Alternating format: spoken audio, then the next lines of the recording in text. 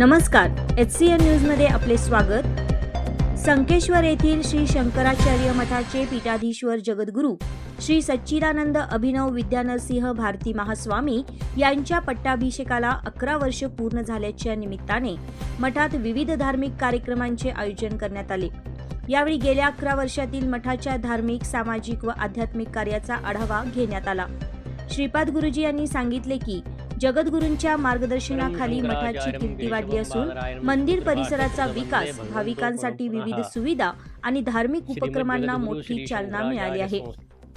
श्रीमद जगद्गुरू श्री शंकराचार्य महाराज गेले 2009 पासून ते 2016 पर्यंत हे पद रिक्त होतं। ह्याच्या पीठावर कोणीही शंकराचार्य असं इथं आलेले नव्हते।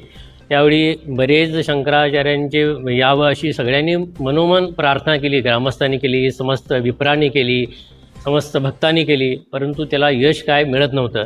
तरी पण 6 जुलै 2016 दिवशी ह्याच्यावर जोरदार प्रयत्न सुरू झाले। त्यानंतर 9 जुलै 2016 दिवशी अभूतपूर्व एक सुवर्ण महोत्सवासारखा एक प्रकार ह्या शंकराचार्य करवीर ह्या शंकेश्वर क्षेत्रामध्ये घडला।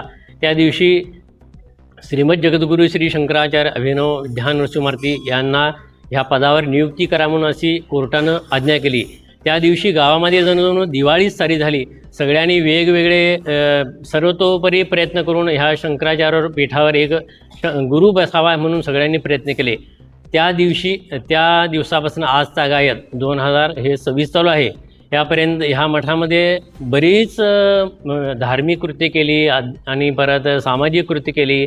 सर्वतोपरी महाराजांनी आबाल वृद्धापासून सर्वांना आपुलकीनं जे काय केलेले आहेत ते म्हणजे शब्दात वर्णन करण्यासारखं नाही आहे।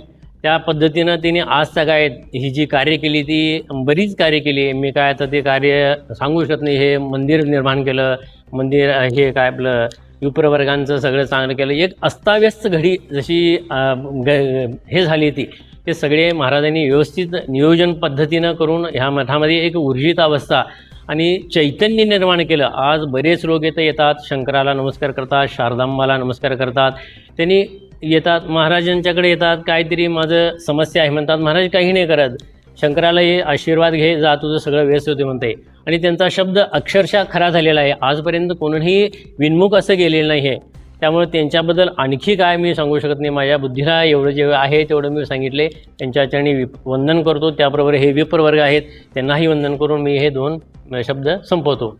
श्रीमद भक्त अशोक पाटील यांनीही चांदीची पालखी, श्री शारदांबा देवी मंदिराचा जीर्णोद्धार, प्रसाद व्यवस्थेतील सुधारणा आणि आध्यात्मिक कार्यक्रमांच्या विस्तारांचा उल्लेख केला।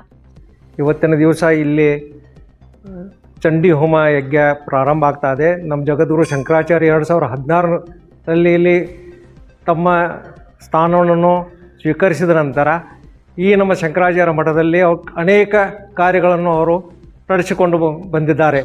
ಇವತ್ತಿನ ದಿವಸ ಈ ಭವ್ಯ ಮಠದ ಸೌಂದರ್ಯವನ್ನು ನೋಡಲಿಕ್ಕೆ ಅವರೇ ಕಾರಣ। ಬೆಳ್ಳಿ ಪಲ್ಲಕ್ಕಿ ಇರಬಹುದು, ಶಾರದಾಂಬಾ ಗುಡಿಯ ನಿರ್ಮಾಣ ಇರಬಹುದು, ಆನಂತರ ಪ್ರಸಾದ ನಿಲಯ ಇರಬಹುದು, ಇದಕ್ಕೆಲ್ಲ ಜಗದ್ಗುರು ಶಂಕರಾಚಾರ್ಯ ಮಹಾರಾಜರೇ ಕಾರಣ। ಅವರು ಬಂದ ನಂತರ ಈ ನಮ್ಮ ಸಂಕೇಶ್ವರ ಭಾಗದಲ್ಲಿ ಹುಕ್ಕೇರಿ ತಾಲೂಕಿನಲ್ಲಿ ಬಹಳ ಶಾಂತಿ, ಸಂತೋಷ, ಸಮೃದ್ಧಿ ಭಕ್ತರಲ್ಲಿ ನಿರ್ಮಾಣವಾಗಿದೆ। ಅವರನ್ನು ಇನ್ನು ಬರುವ ದಿನಗಳಲ್ಲಿ ಭವ್ಯ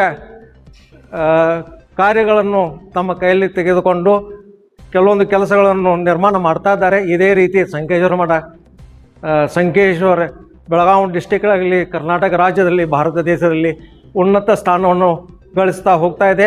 ಅದಕ್ಕೆ ಎಲ್ಲ ಭಕ್ತಾದಿಗಳ ಕಡೆಯಿಂದ ನಾನು ಅವರಿಗೆ ಹೃತ್ಪೂರ್ವಕ ನಮನಗಳನ್ನು ಸಲ್ಲಿಸುತ್ತಾ ನಾನು 4 ಮಾತುಗಳನ್ನು ವಿರಾಮ ಕೊಡುತ್ತೇನೆ।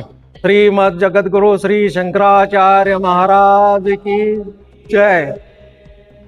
उपस्थितांनी जगद्गुरूंच्या नेतृत्वाखाली श्री शंकराचार्य मठ श्रद्धा, सेवा आणि संस्कृतीचे महत्त्वाचे केंद्र बनल्याची भावना यावेळी व्यक्त केली। Sarjerao Gaikwad, HCN news, Sankeshwar.